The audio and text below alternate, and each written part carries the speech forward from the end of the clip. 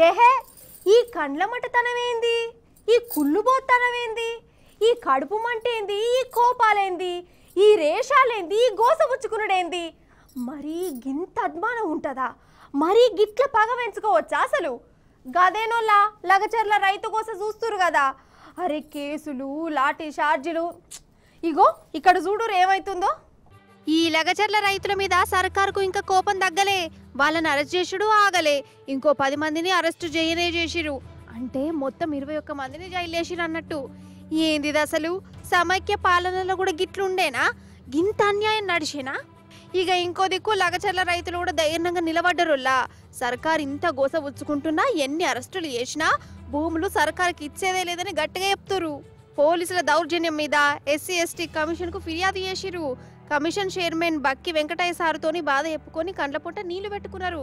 అసలు ఆడోళ్ళు ముసలోళ్ళు అని కూడా చూడకుండా పోలీసులు ఎంత గోస పెట్టిరో కండ్ల గట్టినట్టు చెప్పిరు.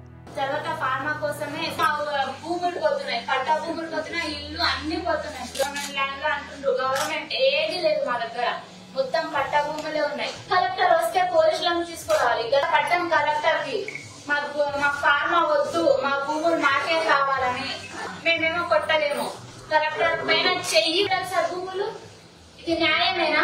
ఈ ప్రభుత్వంలో నిన్న వల్ల వచ్చి మాకు కావాలి మీ భూములు అంటే మేము ఏడుకోవాలి. నా కొడుకు దాడి చేయలేము, కొట్టలేము. వాహనంగా మేము ఇక్కడ అక్కడ దొబ్బేసినాం. మా పరిస్థితి ఘోరంగా ఉన్నది. అర్ధరాత్రి వచ్చి మా పిల్లలని మమ్మల్ని మీరు దయచేసి మీ కాలేళ్ళు పట్టుకుంటాం సార్. మా పరిస్థితి చాలా ఘోరంగా ఉన్నది సార్. మీరే మాకు ధైర్యం ఇవ్వాలి, మీరే నాకు దయ చేయాలి సార్. మాకు ఎంత ముందర ఎవరు లేవు. మీ భూమి పోతుందండి, మీ భూమి పోతుందని ధర్నా చేసినాం.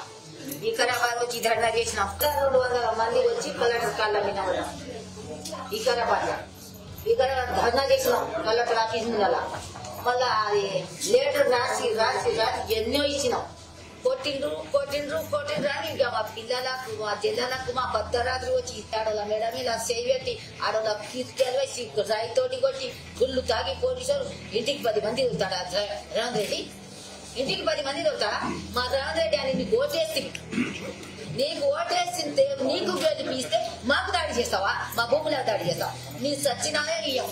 మేము గ్యారంటీ ఫార్మా వేస్తాం, మీ భూములు గ్యారంటీ తీసుకుంటామని ఊళ్ళో 50-60 కార్లు తీసుకుని వచ్చి ఊళ్ళో చెప్పిపోయింది. కాదబ్బా, లగచర్లలో ఏమైతుందో రాష్ట్రం అంతా చూస్తూనే ఉన్నది కదా. మరి ఒక్కటంటే ఒక్కనాడన్నా మన సీఎం రేవంత్ సారు దీని మీద మాట్లాడిండా?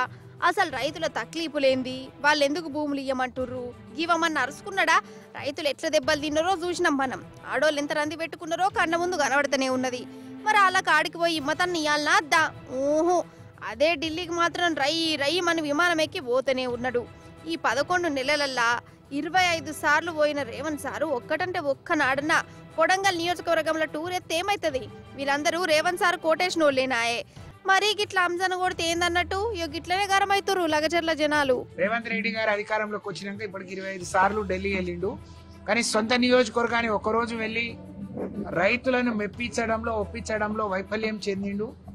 దానితో పాటు కలెక్టర్ని, అధికారులను అక్కడికి పంపించే క్రమంలో వాళ్ళ ఇంటెలిజెన్స్ ఆయనే స్వయంగా హోంశాఖ చూస్తున్నాడు, అక్కడే వైఫల్యం చెందిండు.